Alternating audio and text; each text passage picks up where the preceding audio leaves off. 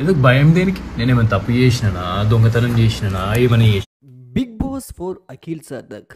Big Boss చూసే audience కు అఖిల్ అంటే తెలియనివారంటూ ఎవరూ ఉండరు. వివరాల్లోకి వెళ్తే రీసెంట్ గా ప్రముఖ టీవీ ఛానల్లో నీతోనే డాన్స్ షో అనే ఒక డాన్స్ షో మంచి రేటింగ్ తో కొనసాగుతూ ఉంది. నీతోనే డాన్స్ షోలో జడ్జిగా వ్యవహరిస్తున్నారు సదా. సదా గారి జడ్జిమెంట్ పై వ్యతిరేకంగా మాట్లాడుతూ ఆర్యానా అఖిల్ సార్థక్. ఆర్యానా జడ్జిమెంట్ పై అఖిల్ సార్థక్ రియాక్ట్ అవుతూ ఆర్యానా జడ్జిమెంట్ లో ఎలాంటి తప్పు లేదు, అసలైన జడ్జి చాలా తప్పులు చేస్తుంది అంటూ ఘాటుగా రియాక్ట్ అయ్యాడు.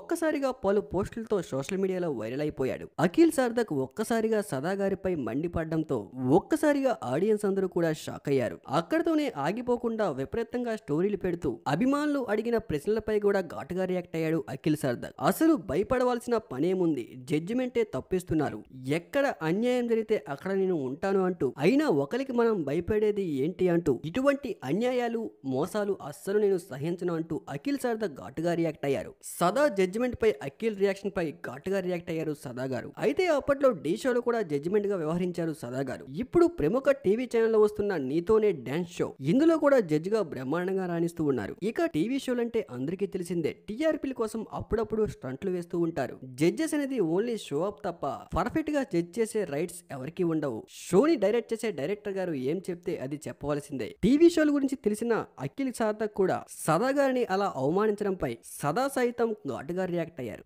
ఎవరి స్థాయి ఏంటో తేల్చుకుందామనే రేంజ్ కూడా వెళ్ళిపోయారు.